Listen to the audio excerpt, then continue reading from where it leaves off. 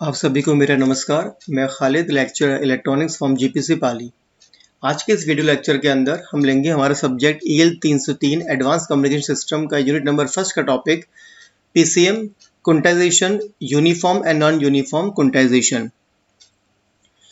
Last topic में पढ़ा हमने PCM के अंदर देखा हमने 3 ब्लॉक्स काम आते हैं, सैम्पलिंग, क्विंटाइजेशन, एनकोडिंग। सैम्पलिंग की हमने स्टडी करी और हम लेंगे क्विंटाइजेशन। तो सेकंड हमारा स्टेप है, मोस्ट इंपॉर्टेंट स्टेप, वो होता है क्विंटाइजेशन। कितने टाइप से क्विंटाइजेशन होते हैं, उनका यूज क्या होता है। जो भी हमारे सिग्नल देखा हमने, PCM का बेसिकली पर्पस क्या है कि हमारे एनालॉग सिग्नल को कन्वर्ट करता है, वो डिजिटल सिग्नल के अंदर, mean in terms of 0 and 1 form के अंदर कन्वर्ट करेगा। तो क्विंटाइजेशन बेसिकली क्या करता है, हमारे सिग्नल की जो सैंपल्ड वैल्यूज होगी उसको वो राउंड ऑफ करेगा और एनालॉग वैल्यूज के अंदर, मीन्स हमारा जो आउटपुट, जो हमारा वाई स्केल था, उसके अंदर हमारे जो नंबर ऑफ वैल्यूज को अगर मैं फाइनाइट करना चाहता हूँ तो उसके अंदर मैं कुछ fix number of levels fix कर दूंगा, उसे बोलते हैं क्विंटाइजेशन लेवल्स। और मैं चाहता हूँ कि मेरे आउटपुट जो वैल्यू होगी वो लेवल में से कोई एक वैल्यू रहेगी, उसके अलावा कोई वैल्यू नहीं रहेगी। तो उसके लिए हम टेक्निक काम में लेते हैं क्विंटाइजेशन।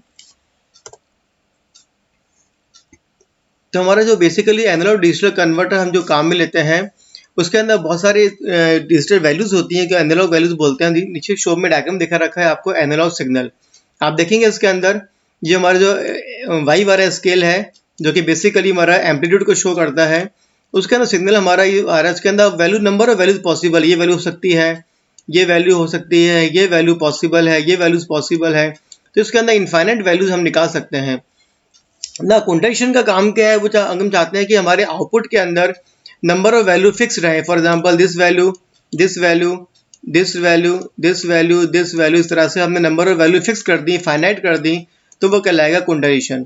अब इसकी हम सैम्पलिंग करेंगे और आउटपुट के अंदर हम जो वैल्यू कौन सी ट्रांसमिट करेंगे, इनमें से जो हमारे क्विंटाइजेशन लेवल्स है, इनमें से कोई वैल्यू ट्रांसमिट होगी, उसके अलावा कोई वैल्यू ट्रांसमिट नहीं होगी, तो वो टेक्निक कहलाएगी क्विंटाइजेशन।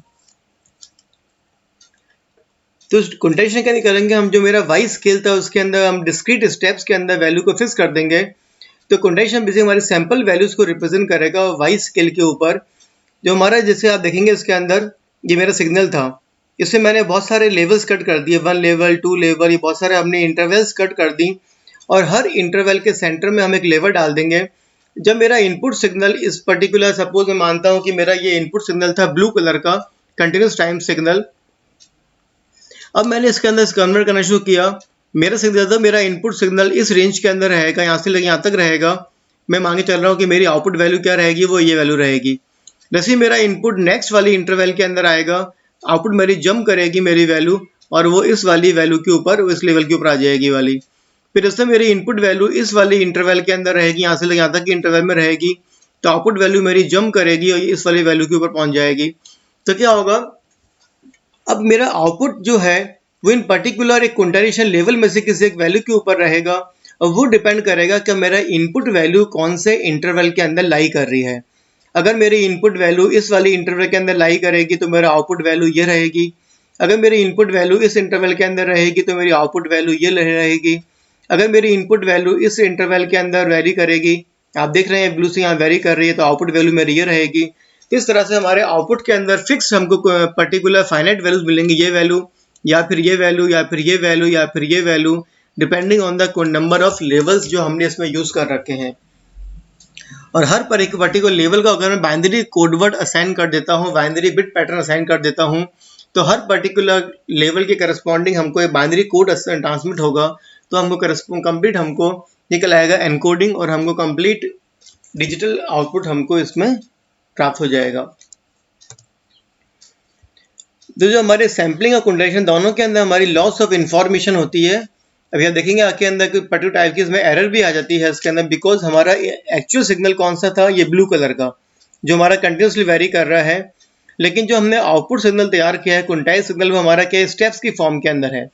तो किसी भी मूवमेंट के अंदर जो मेरा इनपुट सिग्नल है ये वाला, और ये मेरा क्विंटाइज सिग्नल है ये वाला, इनके बीच में जो डिफरेंस रहेगा वो कहलाता है क्विंटाइजेशन एरर। इसको आगे हम डिस्कस करेंगे। तो बेसिकली हम क्विंटाइजेशन यूज करके हम एक पर्टिकुलर टाइप की इसमें एरर इंट्रोड्यूस कर रहे हैं, लेकिन आगे हम देखेंगे हमें क्विंटाइजेशन करने के नंबर ऑफ एडवांटेजेस मिलते हैं, इसलिए हम उस एरर को हम कंपेंसेट करके हम क्विंटाइजेशन को लेवल हम काम में लेते हैं। इन क्वांटाइजेशन लेवल्स को हम बोलते हैं क्वांटाइजेशन लेवल्स, और बीच के जो हमारे लेवल के बीच की जो डिस्टेंस होगी, बीच की दूरी होगी, वो कहलाती है स्टेप साइज डेल, जिसको हम एस से या डेल से रिप्रेजेंट करते हैं।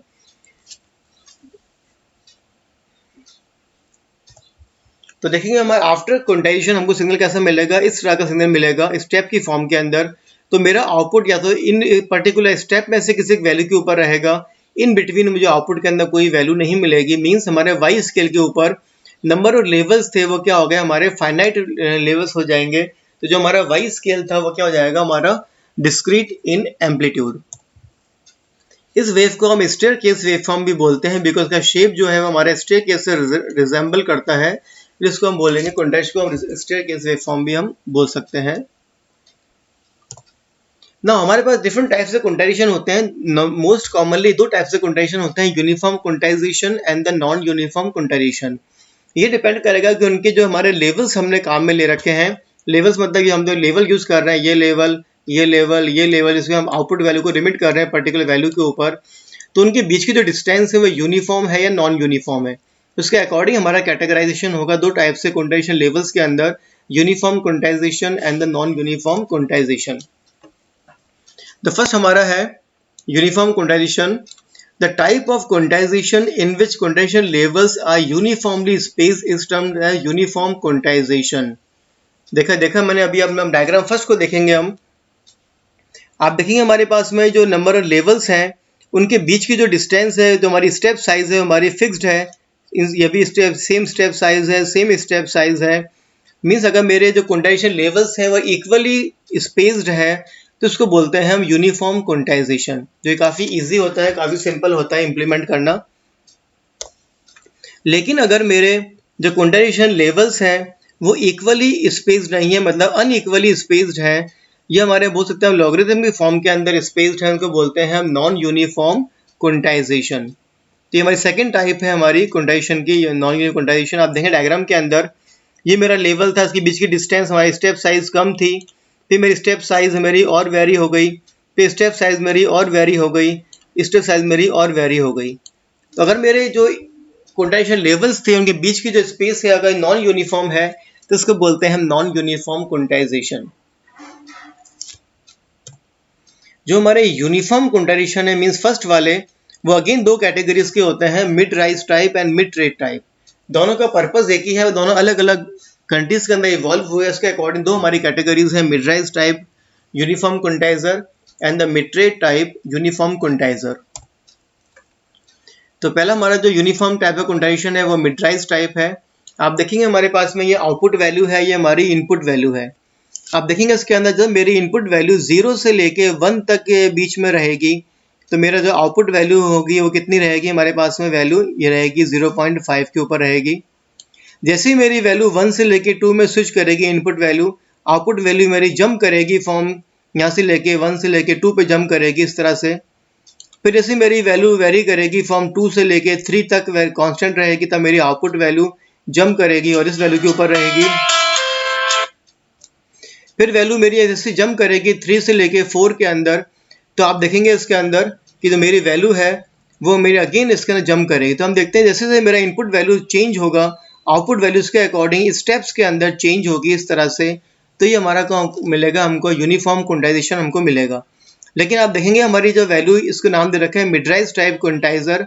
मिडराइज का मतलब क्या है, जो मेरी वैल्यू थी वो सेंटर, जब मेरा इनपुट वैल्यू 0 थी उस टाइम मेरी आउटपुट वैल्यू क्या है, यहाँ पर हमारी 1 वैल्यू है, तो इस सेंटर में राइज कर रही है वैल्यू, से इसको बोलते हैं हम मिडराइज टाइप क्वांटाइजर।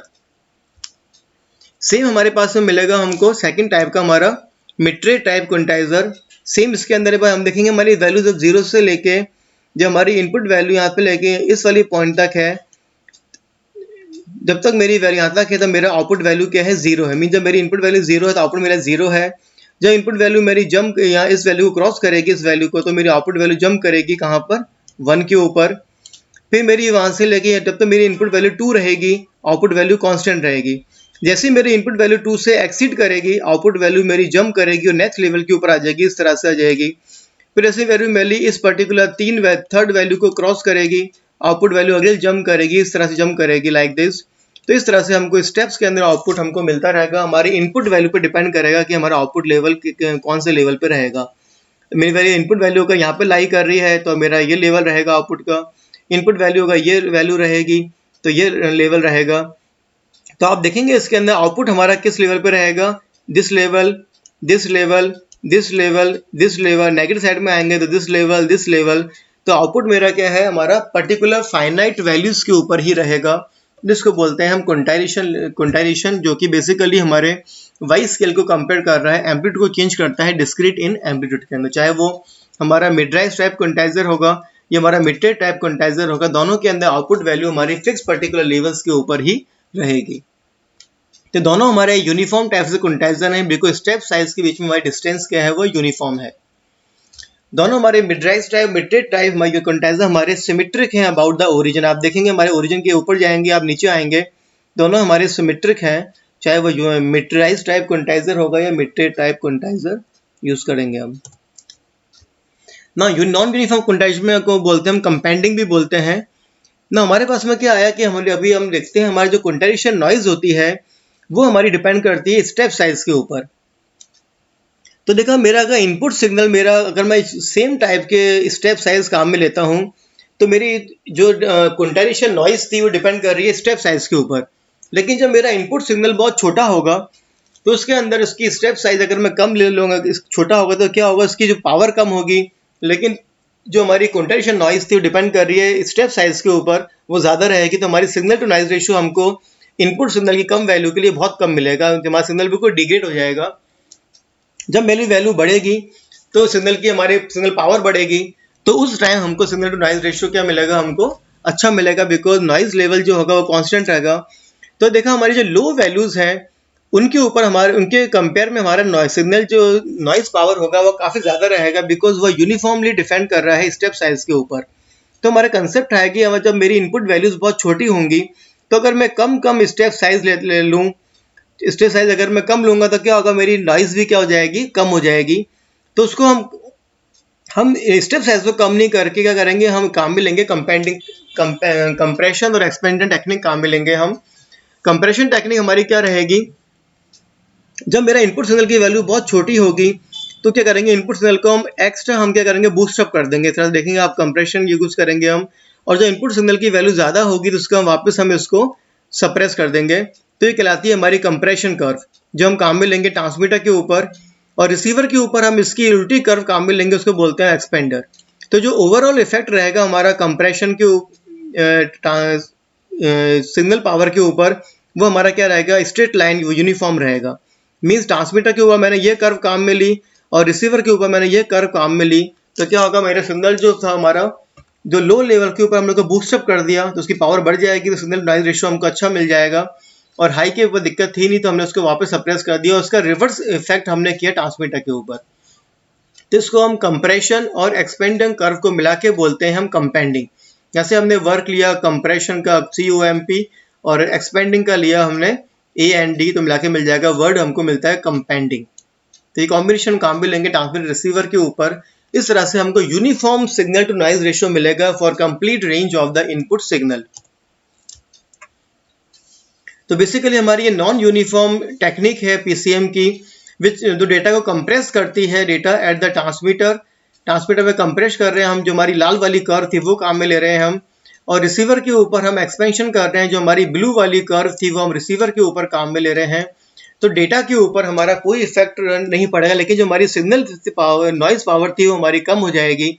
इस तरह से हमको uniform signal to noise ratio मिलेगा फॉर कंप्लीट सिग्नल की रेंज के लिए। तो दो टाइप से कंपेंडिंग टेक्निक हम काम में लेते हैं, ए लो कंपेंडिंग और म्यू लो कंपेंडिंग। दोनों के हमारा पर्पस एक ही है, लेकिन दोनों अलग अलग कंट्रीज के अंदर इवॉल्व हुई, उसके अकॉर्डिंग हमारा दो टाइप की हमको कंपेंडिंग मिली। ये जनरली हमारे काम आते हैं यूरोपियन कंट्रीज के अंदर, और म्यूरो हमारी जर्मन और नॉर्थ अमेरिका में काम आती है म्यूलो कंपेंडिंग टेक्निक्स।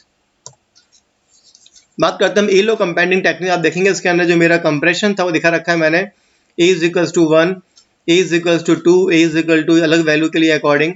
जो फार्मूला इसका होता है वो होता है AX/1 + ln A।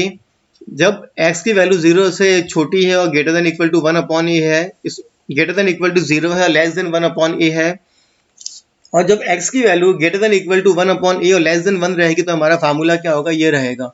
जब x यहाँ पे मेरा क्या है, इनपुट सिग्नल है, मीन नॉर्मलाइज इनपुट सिग्नल है। Sign S is the sign of the input signal का फंक्शन है। x हमारी एब्सोल्यूट वैल्यू है और a हमारा 87.6 पैरामीटर है जो कि हमने काम डिफाइन कर रखा है फॉर CCITT, जो हमारी कमेटी है, consultative committee for international telecommunication के लिए हम काम में लेते हैं। तो उसने डिफाइन कर रखा है पैरामीटर 81.6 हम दे रखें इस तरह से हमारा। तो जब मेरा a इज इक्वल्स टू 1 रहेगा तो आप देखेंगे हमारे पास में वो क्या करेगा, यूनिफॉर्म क्वांटाइजेशन। बिल्कुल यहाँ पे क्या हो रहा है, स्ट्रेट लाइन आ रही है तो हमारे पास में कोई चीज़ नहीं हो सिग्नल के अंदर, तो हमारा वो वर्क कर रहा है एज अ यूनिफॉर्म क्वांटाइजेशन। जब मैं a की अलग वैल्यू लेता हूँ तो उसके अकॉर्डिंग मुझे अलग अलग टाइप की कर्व मिलती है। जब मैं a is equal to 87.656 value लूँगा तो वो हमको बेसिक हमारी ए लो कंपेंड तरह इस तरह की हमको कर्व मिलेगी। जो हमारी लोअर वैल्यूज थी वो हमारी क्या सर बढ़ेंगी और हाई वैल्यू हमारी कम सरप्लस हो जाएंगी। तो ये हमको जो हमारी एक्सपेंशन कर्व थी वो हमको मिल जाएगी जो रिक्वायर्ड कर्व थी ट्रांसमीटर के ऊपर। इसको जल्दी हम टेलीफोन सिस्टम के लिए काम में लेते हैं और ये हमारी यूरोप्स के अंदर हमारी काम आती थी एलो कंपेंडिंग। इसी तरह से मैं काम में लेता हूँ म्यूलो कंपेंडिंग। म्यूलो के अंदर भी हमारा सेम फार्मूला है sine x ln1 plus mu x upon ln1 plus mu.